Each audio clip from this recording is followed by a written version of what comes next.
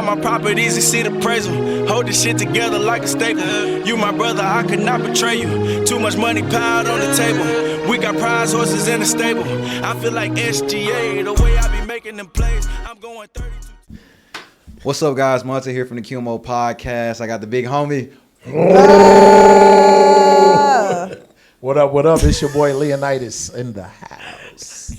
And we got Livy B. Bro, it wasn't your job to announce her name. What's up, y'all? Bad. It's the real Liv B here. You want to start over? No, screw you, bro. Hey, follow the routine, bro. I told you about this. My bad. Hey, we have a guest. Nah, I know. He's showing out. I don't like it. Smithers, you're on the punishment. He take all my jokes. But Yeah, anyway, I carry on. I'll take all his jokes. I ain't gonna lie. How y'all doing, though? Man, you know my motto. Yeah. Too blessed to be stressed. To be straight. Blessed by the best. I'm sorry, bro. I be hanging out with you too much, bro. Okay, go ahead, Liv. We really don't care. But Oh my gosh, I could cut the tension with a knife. You good? Yeah, I'm good. Okay, I'm good. You know, just chilling. Got some new glasses. I really see like them. that. They're cute. Vision. I like them. Livy left the stove on. Dude, I was literally racing here and I thought that I left the stove in the oven on, so I'm freaking out. And I texted Miles, but he did not answer. So Yeah, I hope you didn't, but I hope I didn't because Yeah. I've set an apartment on fire before and I do not. yeah, need knock that. on wood, man. We're not even gonna speak I'm so that. serious. We're not gonna You speak turned that. it off. Yeah, you turned it I'm off. pretty sure I did. Hey guys, so we have a very special guest today. Super excited to bring her on. She's a content creator from Tucson. She's been doing some amazing stuff out here in Arizona. Shout out to Liv for even recommending her. We've been having some pretty cool content creators, but I think this will be really special just because we like to, support Black-owned business. And I think this will be a great conversation to connect. So without further ado, guys, we have Aiesha in the house. It's Beasley. Yeah. Hey guys. How are you? I'm good. I'm excited to be here. It's so exciting. Yeah. Awesome. How was your day? My day was pretty good. I've been apartment hunting. I currently live in downtown Phoenix, but I don't think I'll be living in downtown Phoenix for too much longer. So we'll see. I've been looking around. Yeah, she was telling me she walked here. I was like, damn, y'all that close? Yeah. I walked about 5-6 minute walk. That's so nice. That's Why- what I. I'm No. sorry. No, ladies first. Thank you so much. That's what I love about downtown because everything is so close, whether it's a restaurant, whether it's like a little coffee shop, you can walk anywhere and it's so convenient. It's so nice. It's so nice. So why you want to move from downtown? I live in a high rise and I want more space. Okay. And I just don't want to pay the crazy prices for some of these high rises, especially the new ones. I don't know if you know about some of the new ones that are about to open up. Some of them are like $5-6K for a 2-bed, 2-bath. Wow. So but I'm looking for a 2-bed, 2-bath. Yeah. I'm not trying to pay that, No. especially for downtown. I mean, it's come a long way. Don't get me wrong, but it's given LA without the perks, and I can't. It's just like we're not there yet. I feel like it's just not that developed yet to be charging what we're charging right now. So I'm kind of like looking elsewhere That right makes now. sense. That makes sense, though. We got a lot. It's getting there. It's getting there. I think we're about 3 to 5 years out from downtown being really like good and worth it. But just living down here, down on Roosevelt, I'm like, there's opportunity. Yeah, for sure. They're definitely growing, I feel like, in development when it comes to like Scottsdale and like Glendale-ish area. Like if you go a little bit past the Yeto Glendale. But do you know where specifically you're kind of inching towards?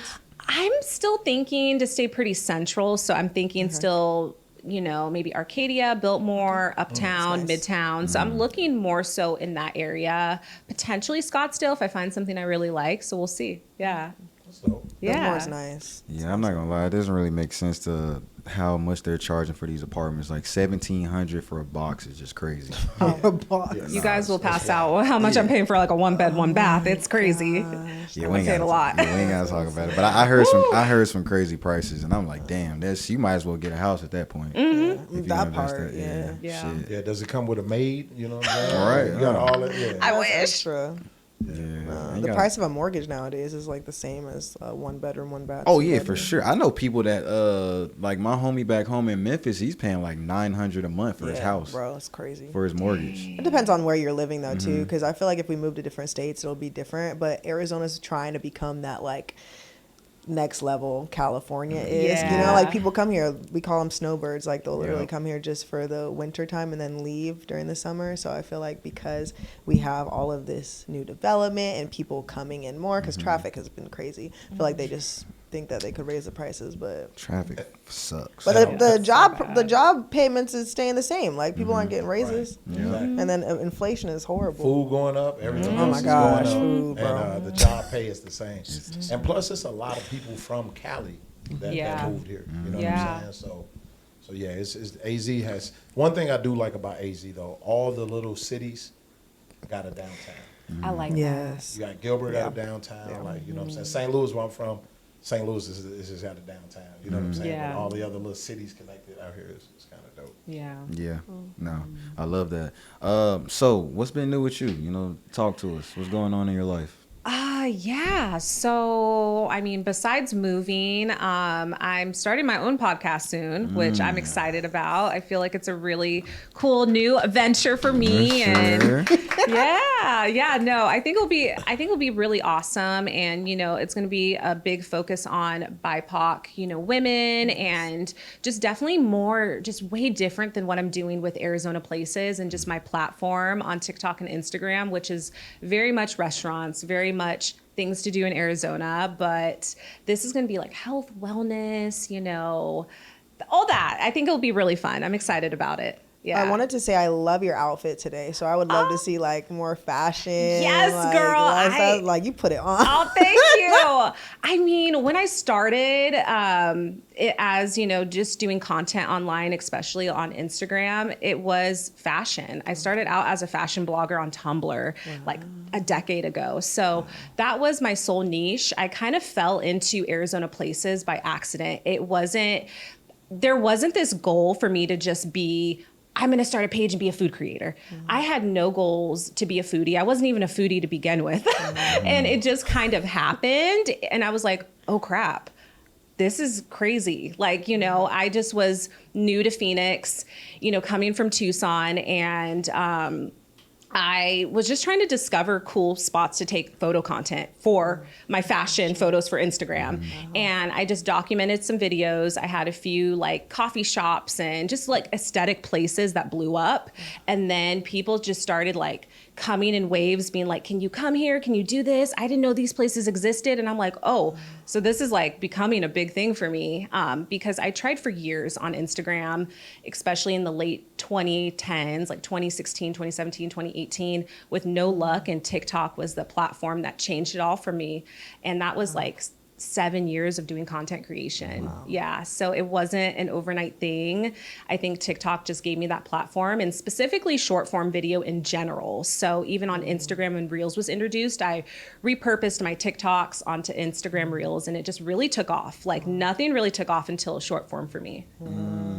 Yeah. What year would you say that was? Like, because you said from like till 2018, things weren't really like. Yeah. So I started on Tumblr back in like 2010, 2011, blogging, and my platforms didn't really fully take off until 2021, 2022. Wow, okay. So I'm very like newbie, like with having a big platform after years of just creating content. So I just think you just never know when you'll have your big moment or your big break. And even in the grand scheme of things, yes, I have a large platform, but I'm not in the millions. I'm not like one of those like top, like celebrity content creators. You know, there's still like a lot more growth I could experience. And there's like this level, this 1% of influencing I want to get to. I want to be on those brand trips and do all the fun stuff. Yeah, so, right. Yeah, hopefully one day. We'll see. Girl, we'll see. It's coming. I'll be seeing people with like 20,000, 2,000 followers. I know I have my friend, she has like 2,000 followers. She went on a Tart trip. So I'm like, I feel like it's just about like sometimes your connections, but I want you to start saying you will be in that 1%. Yeah. You're definitely like an Arizona influencer. Like people know you. And like when people see, I mean, you experience it when people see you outside. I think we were at First Friday and like someone came up to you and stuff. I mean, even when I see you, I'm like, oh my gosh, how are you? Like, so you definitely are in those tops, even if it's not 1% yet. Like you're definitely. And congratulations on your growth. Thank you. I appreciate it. Yeah. That's awesome. It's like with anything, just keep doing the reps. Just keep going. Yeah, absolutely. And then, because like you said, you made that one change. You know what I'm saying? It's because you was working, you know? So. Yeah. I tell creators that all the time. Just keep going. You just never know.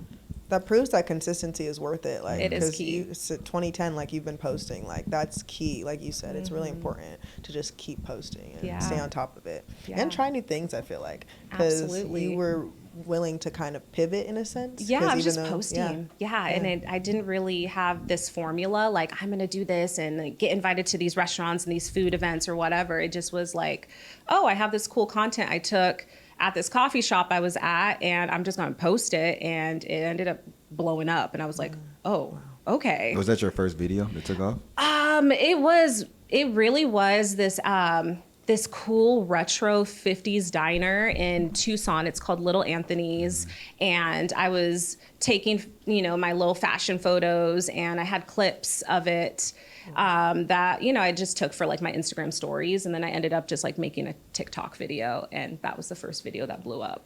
Yeah, during COVID. Yeah, in 2020. Wow. Yeah. COVID sounded like the time to really. I feel like a lot of creators really popped off during that COVID period. They did. Yeah.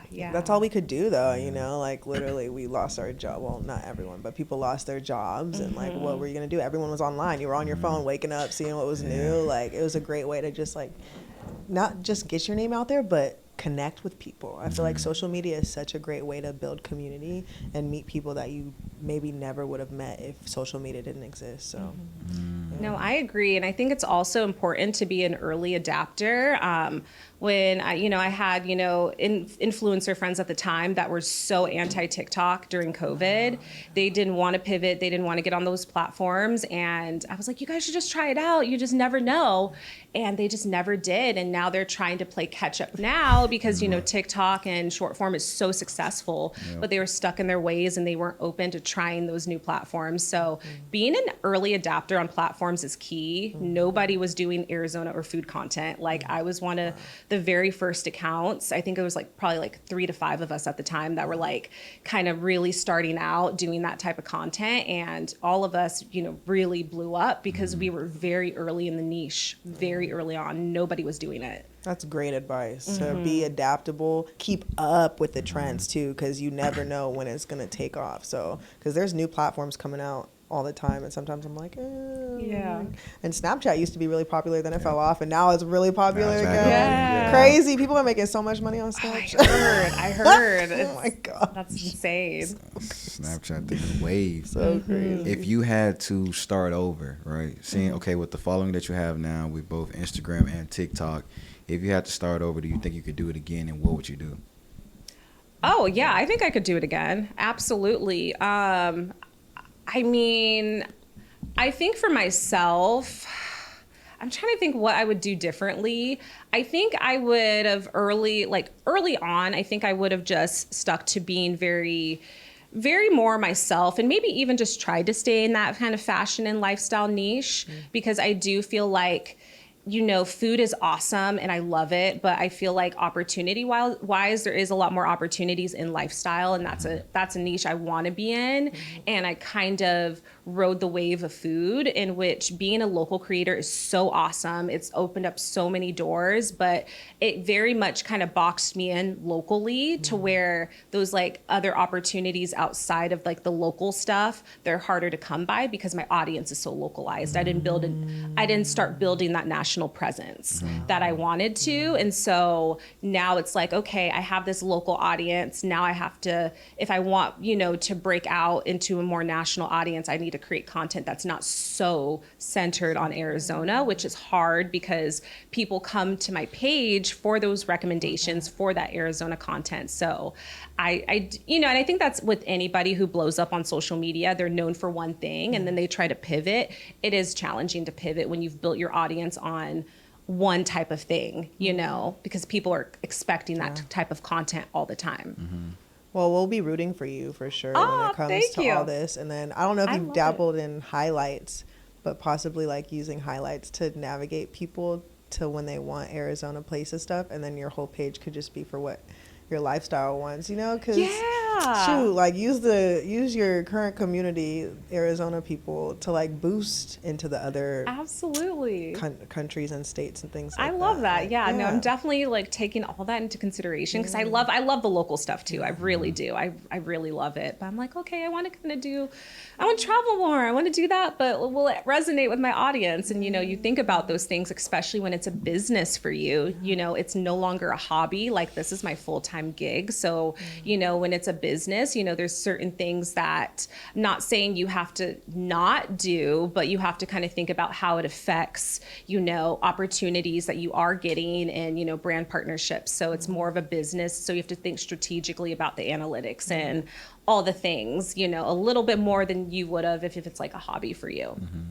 I'm willing to bet they'll follow you. Yeah. Because a lot of times it's the person. You know what I mean? Yeah, so, absolutely. And if that person go anywhere, a lot of times, They'll you know what I'm come saying? with you. So I think they'll follow. Absolutely. I'll put my money on it. I have an idea. Just take Arizona places on vacation. Like, just do edits of like Arizona places in blah blah blah. Or like, like I don't know. You're really good at creating and editing. So I feel like you can figure out a way to really do what you want to do and still stay authentically like true to your community too. Absolutely. So we'll be rocking and rooting for you. Definitely. Thank you. I mean, the content you're putting out now is great. It's great amazing. content. You have really good engagement. You can tell that your fans are pretty loyal. And I feel like for women, like y'all fan base is just way more loyal than compared to a male fan base, because we had Raylene, and I mean, everything that she posted on social media or what we post with her, that shit took off like that. Like, and her episode was like the most viewed episode on our YouTube channel. Oh, I love that. And it was, and like her fans are like so like involved in her. Like they was like critiquing her off the way she talked and just any little thing that she did. They was like, man, she says like way too much. She said like 30 times. Like they were just like really in tune into it. So I think y'all as women, for Liv, y'all have like a very strong fan base. So I agree with them. I think anything you post, they gon'. You could say the world is blue. The world is blue. They might agree to that shit. So yeah. So, what are some things you want to do different though? I mean, you did mention like you're working on your podcast, and you talked about health and wellness, and just like women power, and I don't want to make this a black and white thing, but as far as like black female creators, and y'all have your own niche of like how y'all like to do things. Like, what are some things that you want to do different aside from what you're already doing since you're starting this new project? Oh yeah. I would say definitely for me, what I want to do differently is definitely inspire women. I think. With what I'm already doing, I think, people are inspired by what I'm creating and, what I'm doing and the places I'm going to. But I also want to inspire women on another level to just not give up, get a little bit more personal, and because I feel like the food content is very surface level. It's just like, oh, here's the food, here's what I'm doing. But I want to get deeper and really inspire women to just,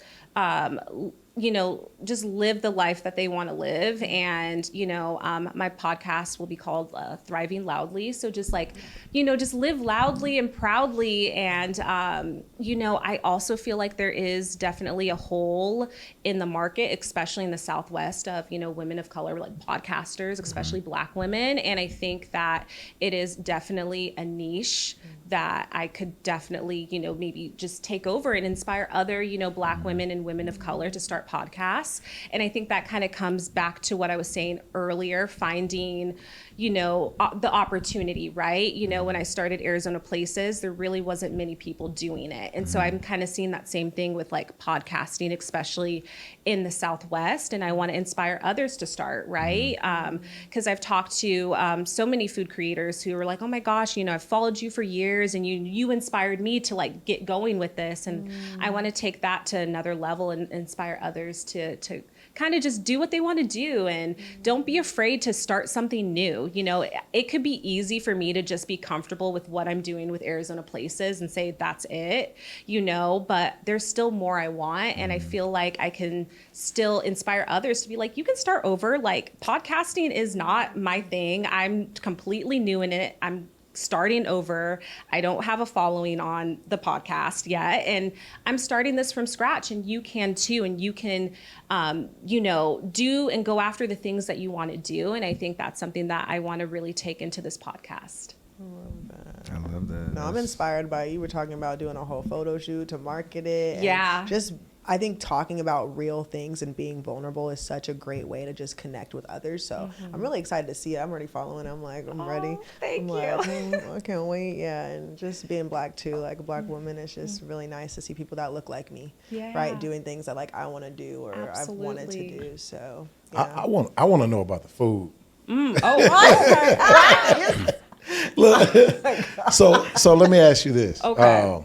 Don't just steer my conversation like that. Man. We just have a deep, vulnerable moment, and then you want to talk about food. My bad. I'm sorry. My bad. Big people come like on, food. bro. You know what I'm saying? He just missed everything you just so I'm gonna said. play some. So let me ask you: is it the place? All the places that you went, is this somewhere you go on a consistent basis? I mean, some of them. I mean, I have, because I live downtown, so there are places I've done videos on that I frequent. I go to Bad Jimmy's all the time. I've done a video for them. There's places around, even like the Love Bite Dumplings. I've done a video there, and I go there sometimes. Pomo. I love Pomo. I'm there all the time because it's just in my area. So there are places I frequent, especially living in this area, that I go to a lot. Do you have like a top 5? Oh, top 5. Okay, I would say for downtown, I really love Harumi Sushi. Oh, God. I love Harumi. They used to be kind of in this hole in the wall place, and then they kind of moved recently to like a bigger, more upscale aesthetic place. It's nice. That's the night and day from what it used to be. It used to be. It's right across the street too, right?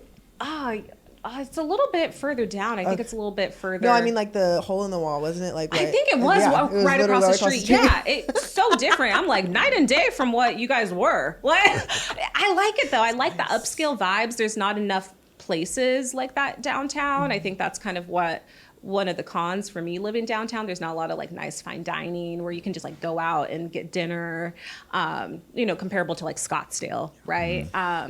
So I really love Harumi. Because I love Bad Jimmy's, I frequent there a lot. So Bad Jimmy's for like the smash burgers. Oh my gosh, it gets tough because I'm like, there's so many places I could choose. I feel like for cocktail bars, I really love Little Rituals, Bitter and Twisted downtown. I think those are they have a really great cocktail program. Little Rituals, I think, is like top 5 in the nation. They won some award like 1 or 2 years ago for the best cocktail in the nation. And then also Bitter and Twisted has one of like the largest cocktail menus in the country. Wow. Like it's like pages, like they have over 100 cocktails. It's pretty wild. Oh my gosh. I do love a lot of Asian food. So I would have to say Mensho for not sushi, but for ramen. Okay. They just opened up a new location uptown. I think it's off of 7th Street. And then they have the Mesa location. So their chef is Michelin rated. Oh, wow. So he's created all the menus. So he's a Michelin rated chef. They import a lot of ingredients from Japan, and then they outsource some ingredients locally in Arizona. So it's basically farm to table ramen. Wow. It's really, really good. It's some of the best ramen I've had. It is expensive. I'm not gonna lie. It's not, their ramen bowls can get up there in price, but it's good, authentic Japanese ramen. Is that place that, I think you did a video on it, but it's like a circle or something, and like you sit at each, like they cook in front of you, or is that something else? I want to say that's something different. Okay. Yeah. Never mind then. I haven't been to the ramen place, but it's now so I'm good. trying it. Yeah. So good. Highly recommend. Nice size portions. Oh, it's good. Yeah. The ramen bowls are huge. It's just, like I said, it's expensive. Some people get kind of upset. It's so pricey. Why didn't you make that video? I'm like, I know. But it's good. It's good. At least you're honest on the video. Yeah. Yeah. Like, shoot. Speaking of like content and videos, what does a normal day in your life look like when it comes to like if you have something going on, like a busy day, or do you kind of just go on a whim? Like, how does it work for you? So when I quit my job to do this full time, I was like, woo, I'm just going to be whatever, like no schedule. I was so happy, you know, especially coming from retail. I used to be a visual merchandiser. So I was working early mornings, like 6 a.m. to like 2, 3 p.m. So I was like, just like, woo, like doing the whole thing. Now I'm very scheduled. It's like having almost 9 to 5. You know, I'll have like my Mondays and Tuesdays. It's like emails, it's DMs, it's editing. It's responding to like my team, you know, because I have like management, I'm signed to an agency. And so it's just kind of doing a lot of admin work and doing that and just being super scheduled and just making sure I'm getting my editing, like content submissions done to brands that are, you know, I'm working with and partnering with. And then Wednesday through Friday is normally filming. I like to film later on in the week. So I'll schedule different filmings. I like to knock out multiple restaurants in a day. You know, I've been on like this kind of fitness journey. So I try, I'm like, I can only do 1 to 2 days of like eating a lot of food. And then I got to be good the rest of the time because it's a lot. Yeah. It's a lot. It can get a little crazy. But you know, I'm very thankful for all the food I get to eat, but I gotta scale it down to 1 to 2 days a week. No, definitely. I mean, it's a lot of food. So I'll stack multiple restaurants in a day, and it's just eating all day. Wow. Yeah. Eating and filming all day. You know, a lot of times I'll execute the filming on my own. So I know I've been sharing a little bit here and there about my like setup and stuff to like film alone. So I'll do that. And then sometimes, you know, if there's events in the evening, you know, I'll go to an event, and, you know, same on the weekends, you know, if there's events or anything I need to attend, you know, I'll do that. But I basically work 7 days a week. It's just structured. Yeah. I love that. You know, I'm doing something every day. I'm taking notes, girl. Yeah. I wanna shift back. We gotta go back because he fucked it up talking about food and shit. Yeah, I've been seeing you wincing. You good? Yeah, no, we got to go back. That's my because bad, I man. feel like you said some important stuff as far as, you know, people wanting to do their own thing and people taking like their leap of faith. Yeah. And I feel that, you know, a lot of people are afraid to take that next step, right? Yeah. And, you know, there's so much going on with the economy, and I feel like a lot of people could see this and they could really benefit from it. But what do you think, like, the biggest fear that people like deal with as far as like making that decision of like entrepreneurship or like even just following their dreams? I think a lot of people hold back because they're in their head, or they're worried about what other people think, whether that's their friends, their family, or just they have their own limiting beliefs. You know, I'll be honest, I do too sometimes. And you have to sometimes block out that noise and just do it. You know, you don't want to live a life where you're not pursuing the things that you want to pursue, you know, because it could ultimately, you posting one video can just ultimately change your life. And, you know, we've seen that, especially with short form content and TikTok. People go viral every day. They'll post one video and it changes their life, you know? And a lot of times we don't see the work they're doing behind the scenes because we see that viral moment. But a lot of creators, they've been posting for years. It's not just, oh, I posted one video and it's like done. A lot of them, the demure trend, they were posting for a long time before they went viral. You know, I think a lot of times we just see like where they're at, but we don't realize all the work they've put into like in between, and all the videos that flopped, the videos that didn't get a million views. We see that, we don't see that, you know, but a lot of us were working hard to get to that point and get to that moment. But you got to post. You know, I tell creators this all the time that want to pursue this, you have to post. And the more you post, the more you'll kind of find your groove. You'll find what works for you. You'll find, you know, you'll even see trends like, okay, that video did 5,000 views. Okay. And that did 500. Okay. Maybe I need to like continue on this trend of the ones that are doing doing 5,000 views. Like, you see those trends, and those are things that I was keeping in mind. I was monitoring what videos were actually performing well, even though they weren't viral videos. I knew I was onto something based off of that. and I kept in that direction. And so if you keep on that direction, if it's a direction you want to take, obviously you don't want to like create content you hate, you know, but because again, that will get boring. That you'll hate it after a while. But you know, if you continue on that trend, you'll finally get a video that's going to pop off. And so I was really looking at analytics and seeing how many shares, saves, like, okay, people are sharing this. That means they're sharing it with their friends and their family. That's something I need to monitor because I know that this is good enough content that people want to share with people. So that's just things that I was always looking at. I love that. And then also, do you feel that people tend to jump more on the bandwagon rather than, you know, beginners that's, you know, trying to get their name out there and get that support? I will say this. I think, you know, we're at a point with like content creation and influencing in social media that like, you know, people see what's working for others and they're unwilling to do things to make them stand out. So, you know, I'm seeing that even at a local level. You know, everybody's kind of making their content look the same because they're like, oh, it's working for everybody else, but they're just blending in. They're not standing out, and they're wondering why they're not up for certain opportunities. Because if I can't tell your content apart from the next person who posted the same video, you're not really that unique. You know, you're just kind of following the trends. I think we're at a point now to where you have to dare to be different as an influencer and as a content creator. You know, like you doing the same trends, which trends are great. Like I think everybody should maybe dabble a little bit into trends for viewership. But if you want to be unique and stand out and actually win at this long term, you have to dare to be different because anybody can, you know, start a page and be a content creator and do this. But if you want longevity, like you have to dare to be different. And even when I had a micro influence on Instagram at 10,000 followers, I was getting paid brand partnerships. And if you want longevity and you want to make money long term doing this, you have to be different and you have to stand out and find something that's going to make you different from all the other creators. And you know, with my series Arizona Places and that tagline, that's kind of what made my content a little bit different from everybody else, right? You know, if you can have something that's uniquely yours, it's not, you know, people can't mimic it as much. And even if they do, that's awesome, but you are like the original trendsetter. So anytime brands want to work with you or things like that, they're going to go to the original because you're like the kind of, you're like, you're leading the path, you're leading the way. Yeah. I love that. Shit. Yeah. Those were great tips. I just wrote them all. Check.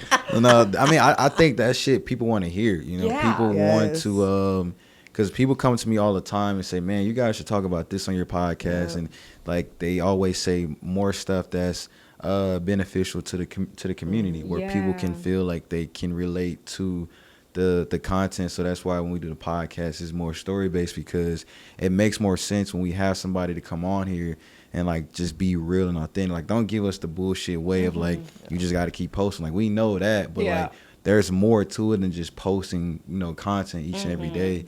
You made a list a while ago for, I think it was the top 10 Black content creators in Arizona. It was, I think, it was like a long 50 or 100. It was like 100. Top 100, yeah. Yeah, it was. I 100. made the list. Yeah. I was getting to that point. She beat me to it. Check. Yeah, Liz. Check. Yeah, it was a lot of research. I researched. I had two friends make that list. She did and my homie Big 1500. Yeah, shout out to you. Yeah. No, I've met him a Hey, couple shout out to times. 1500, man. Yeah. That's the homie. Yeah, that's the homie. But I just wanted to hear your thought process behind it. I'm sorry, I meant to cut you off. Yes. Oh, yeah, just on the list. Yeah, like what went in? You say you did a lot of research on it. What was the purpose of it? So I think this is my third year doing it. At the very beginning when I did it, it was probably like 15 creators the first year. Last year was like 50, and this year it became 100.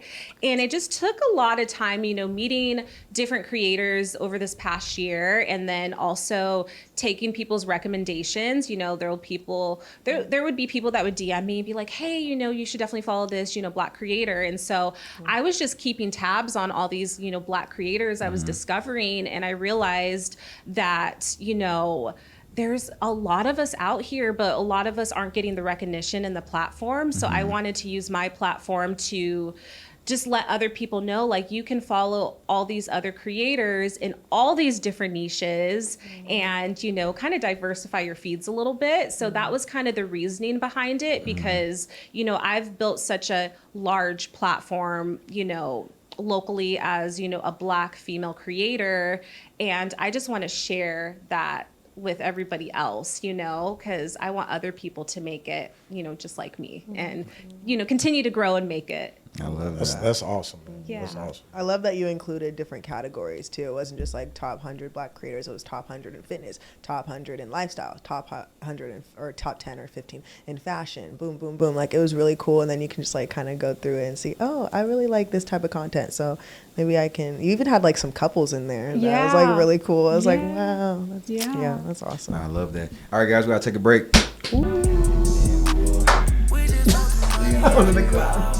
Good job, girl. Oh. QMO, we are back. Start that over. Kill that, please. Please don't add that on there. I'm not doing the war crimes. Wow, bro, you made it awkward. Man, keep this shit rolling, bro. Nah. Fuck what he talking about. Hey, we are Keep it back in the rolling. building. QMO is back for my little break, and we're going to continue conversations with Miss Beasley, is what I call her. He just gave you a nickname. I'm sorry. He gives everyone a nickname. Oh man, so when it comes to working with, you know, different brands, who would you say has been the most fun?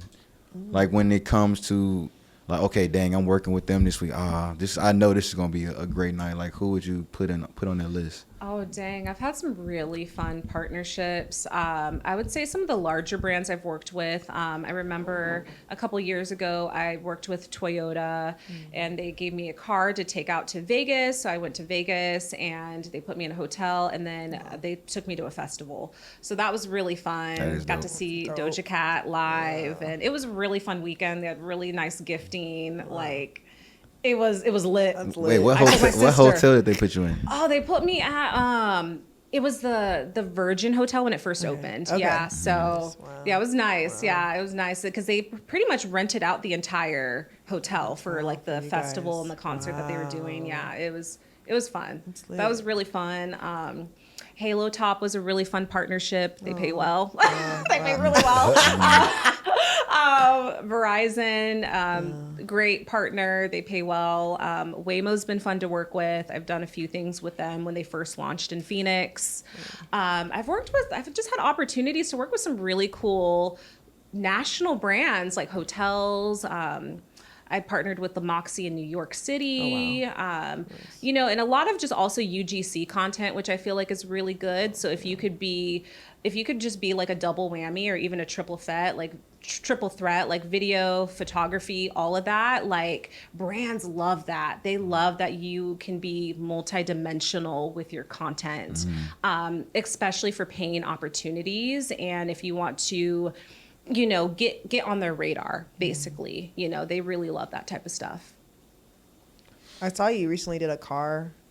Yeah, I did a another couple. car Yeah, I one. did Nissan and then also Ford. Yeah, so Yeah. Ford sent me a car. I got the Mach-E to take their electric car to Tucson and rode that around for a few days. Nice. That was, Fun. it was sick. Yeah, yeah, it was fun. No, they're really That's cool to so work with. cool. Yeah. Would you say most of your content now comes from either like you reaching out, from your agency, from brands reaching out, just because like a video went viral? What do you think? It's mostly brands reaching out to me. I still do pitch myself a little bit, and then my agency pitches me out. I just recently switched agencies, so they're kind of like getting the ball rolling on, you know, their relationship with me, and then also, you know, building those relationships with brands. But majority of my partnerships has been probably, even the last like 2 to 3 years, has been like 80 to 90% brands reaching out. Wow. Yeah. That's awesome. Yeah. Wow. Girl. It's really cool. That's a tale of all your hard work and like Seriously. consistency and your engagement levels and posting. Like, probably how well you edit, the value of your content. Like, that's impeccable to be that high in percent for brands to reach out to you.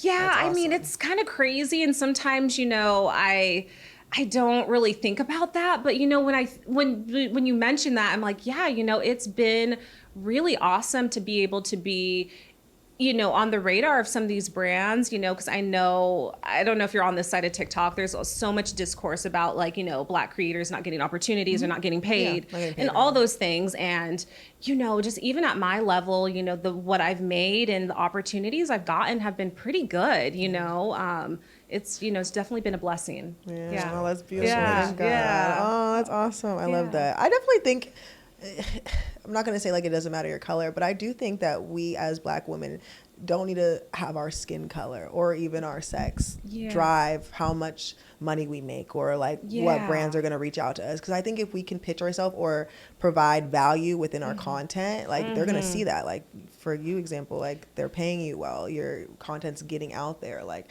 so I think you're going to be a great inspiration and already are to people that can go to your page and be like, oh, you know what? Just because they're not getting it, but she is, that means there is a way and like I can't. Absolutely. And sometimes even in my early days, it was knocking on those doors. And even locally, when my page was doing really well and I was kind of coming up with a lot of the other food pages at the time, I was pitching myself. I was, DMing, emailing brands. I was making it known that I exist. And I tell creators this all the time, like, don't wait for brands to reach out to you.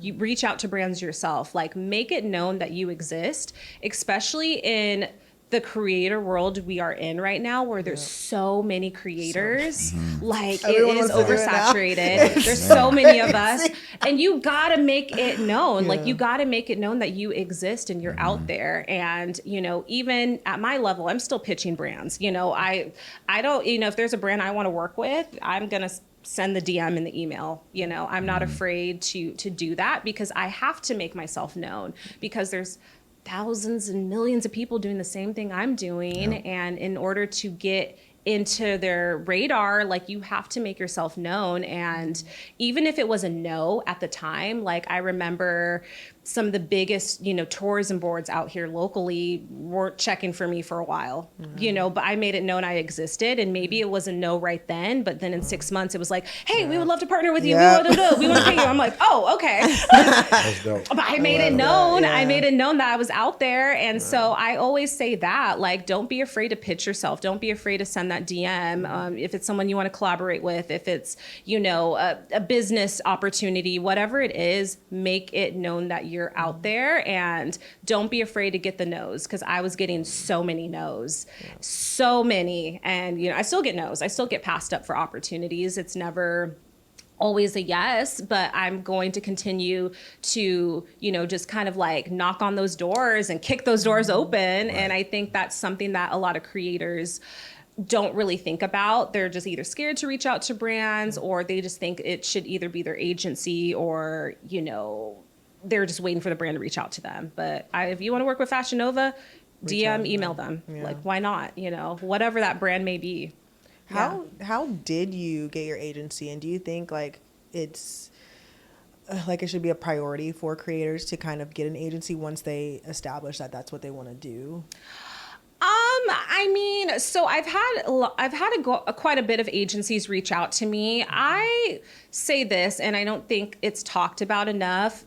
The agencies, they're going to take 20% of your earnings. That's industry standard right now, which it's high. It's kind of high. 20% is kind of high in this economy. And so a lot of times, it really depends on the agency, but they like to see that you're already working with brands, because then they know that you're marketable. So if you're working with big brands already on your own and those brands are coming in your inbox, they know that you're marketable and they can take it up to the next level. They'll make your $500 brand campaign turn into $5,000, $10,000, $15,000. It's crazy what they can do with creators who are getting those like opportunities already in their inbox, and like how much more they can market them. So they really are looking for creators who are already converting and they're already getting brand deals, because money is like one of the first questions they'll ask you, like how much are you bringing in per month? Like how much are you bringing in yearly? Every agency I've interviewed with, that was like one of their first questions, top questions. That's on the forums because I'm trying to find one, because I have like brand agencies, but I don't have like an agency that's like pitching me to like those top brands. It's more so just I get to pick. So Yeah. it's definitely like I would love to pick your brain about which agencies you Yes, enjoyed girl. working with. Yeah, I've been with like this is my third agency I've been with, and so far this has been my favorite because they're really advocating for me. My manager, she's a Black woman. She's gotten me on some really awesome PR lists like over the last like few months I've been working with her, and to establish those relationships with the brands, because that is the first step. Like if you want to work with brands, you need to be talking about brands. You need to be a brand girly. Like if that's your goal, like you need to be integrating that into your content. So if you are in fitness and it's like integrating Liquid IV, they have a budget and they tend to pay creators. So it's like integrating that in your content, like at the gym, if you drink a Celsius, like sip your Celsius and like tag them in your gym content, whatever that may be. That's what brands are looking for. And that's also what talent agencies are looking for. Are you integrating that into your content? So yeah, it's definitely a pivot for, maybe some people who are more commentary, creators who are just like chatting in front of the camera or whatever that may be. But like, if you want to work with brands, you have to display brands in your content some way, somehow. Olipop. Olipop sponsor. Shout out. Thank Shout you. out. 20% out. 20% off. Use cream soda code. 20% off. Yeah, but they like that. That's what they're looking for. And even my manager's coaching me on that. She's like, okay, if you want to work with more fashion brands, like you got to be talking about them. You need to be tagging them. You need to be utilizing LTK for conversion. That girl. How do we get our followers to go on our LTK? It's so like, hard. But she was telling me, even today when I had a meeting with her, she was telling me that there are certain brands like Nordstrom, they only work with creators on LTK. Yeah, Abercrombie. What does LTK stand for? It's like to know it. Yeah. It's like an... Oh yeah, you could go on. It's like a fashion app, basically like Amazon, Facebook, Instagram, all in one. Like you post any photo or video and you tag every product, and then someone clicks on that product and you make income from it. Yeah. I've made a little bit, but you have to, in order to get like on the PR list, you have to like post 10 and then get 10 or 50 followers, and then all it's insane. All these levels, and I'm like, and then I forget to post, and then the period ends. I barely post on there, but yeah, she's like telling me for sure, like there are certain fashion brands only scout creators on those platforms. They will only work with them on those platforms because they know those creators are converting. Yeah. And they're like making sales, and they're making the brand money. And so, yeah. I do like your fashion videos when you're like, this is what I wore to the event. You did like a Westgate, or not Westgate. What was the thing called with the golf? Was it Open West? What was it? Oh, the Phoenix waste Open. The waste management. Yeah. I was like, I know it's a W. Yeah, you did your fit for that, or like you went to like the Sun's restaurant or something, and you did like a fashion video, I think, for that too. Yeah, they're cute. I like it. The raw room. Yeah, the raw room. Yeah. How was that experience? It was nice. I didn't know you still had to pay for the food in there. Oh no! Yeah, That $15,000 membership, you don't get the free food? You don't? No. What does it include? Just the a membership just to walk in. Just to walk in. Just to be in there. Yeah, but it's still live though. Because I know some people have a membership. That's wild. Yeah. That's wild. They don't. You get the candy though, right? For free. Or you Yeah, have to the pay for candy's that? free. Candy and popcorn free. Yeah. Oh yeah, my that's gosh! I guess you get to see the Suns players walk in, right? Yeah, Yeah. you get to see that. I Yeah. had to apply to just for a job. Stop! I pay $15K to walk into a building.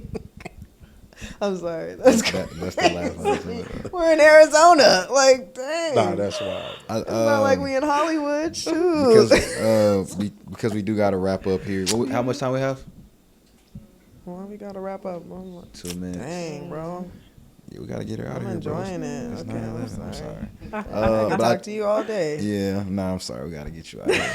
But I do want to ask you, being where you are now and your amazing accomplishments, and of course you're still growing, what is something that you would tell your old self? Oh, that's a good question. I would tell my old self to keep going, because there were a few points where I wanted to quit doing content and quit. I think we all have those times and those periods where we're just like, It's a lot, I mean, creating content, grand scheme of things, yes, it is easier than other jobs, but to be consistent and to keep going when you feel like nobody's watching, it can get challenging. It can mess with your head a little bit, and you can feel like I'm doing all this work, I'm putting all this work in, but I'm not seeing the results. And I would just tell myself to keep going, because there's some big stuff happening on the horizon. And, that's kind of where I was, like right around the COVID time. And I didn't know if this was for me. And even though I loved it, I love editing, I love content creation, but I was like, is this for me? Is this like my path? And things just happened. And I just, encourage creators to keep going and, not to get sucked in on the views, which I know can be hard, the views and the engagement. And I know I said this on like another podcast recently, but I'll just reiterate it here. I think, we just downplay viewership, because imagine if 500 people were standing in front of you. Like, we think like 500 views is low. Like, imagine speaking in front of 500 people. Imagine speaking in front of 1,000 people. And we're like, that only got 1,000 views. Yeah. That's 1,000 people that found value in your content. And they stopped, they watched. Even if that video gets 50 likes, 50 people thought that was valuable. Imagine 50 people coming up to you all at once and giving you a compliment. Oh, you're pretty. I like this. You'd be like, oh my gosh, like that's insane, But yeah, we downplay that because like we see the virality, and which is really nice. And we all love that, right? We're like, oh my gosh, you got like 100,000 views. But, still nurture those people who are still showing up for your content, like that 100 people, the 100 likes, the 1,000 views, like that's a lot of people who stopped and watched your content. And don't ever discount that, even though I know it can get hard and you can get in your head about it, but that there's value in that. People are seeing you and people are finding value. And those people, you should, nurture those people, because they're rooting for you. Damn. That's great advice. Damn, that was damn good advice. That's great. Because like, behind the scenes, everybody got to do this. Yeah. Got a job, you know what I'm saying? So the fact that they keep going, you just got to keep going. And you got to keep going. And to put it, like you said, 500 people are watching you. Yeah. You don't look at it like that, because you kind of compare it to everybody else. Exactly. What everybody else is doing. Because I get scared speaking in front of 50 people in a room. I can't imagine speaking in front of a room with 500 or 1,000 people. Like, that's crazy. I'd be so scared. I'm gonna say this, and then we're gonna wrap up. I'll let Liv and Leon do their thing. But it's crazy you say that. Like, I love the way how you put it together, because that's a great way to look at it, because we get so caught up in the numbers. Like, damn, well, this video did 50,000, then the next one did like 500. But it's like people still looking at your content. Like, we did a video, or I'll give you me and Liv always comment in our group chat. And I'll be like, Liv, this video hit 10K. It's like, oh, okay. We're like, Liv, this video hit 20K. Then one video hit 1,800. But it's like, damn, like, when you put it like that, like, damn, like 1,800 people like this, 1,800 people watched this video, 50 to 100, maybe more liked it.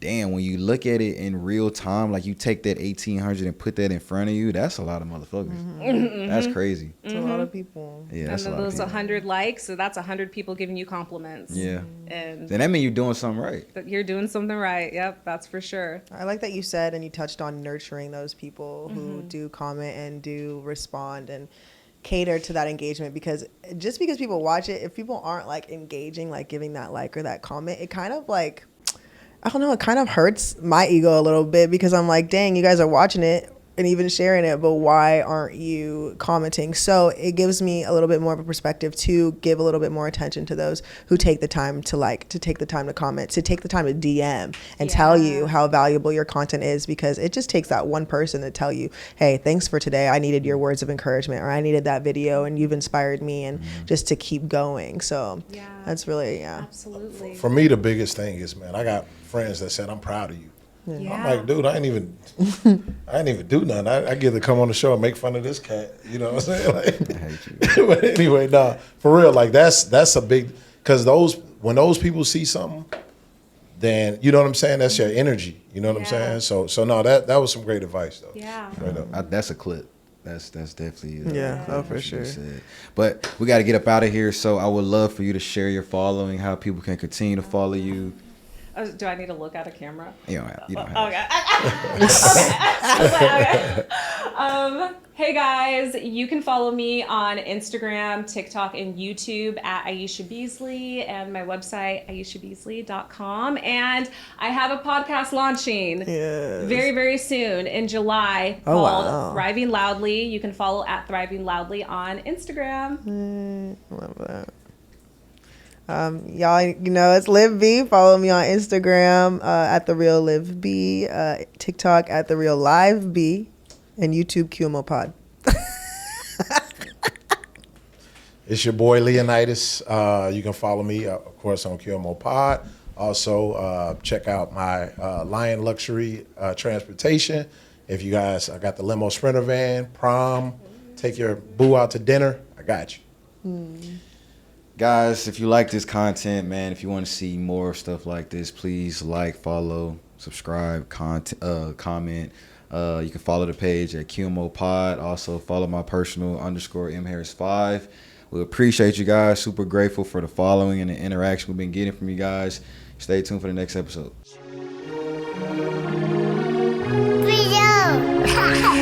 All my properties exceed appraisal. Hold this shit together like a staple. You my brother, I could not betray you. Too much money piled on the table. We got prize horses in the stable. I feel like SGA, the way I be making them plays. I'm going 30.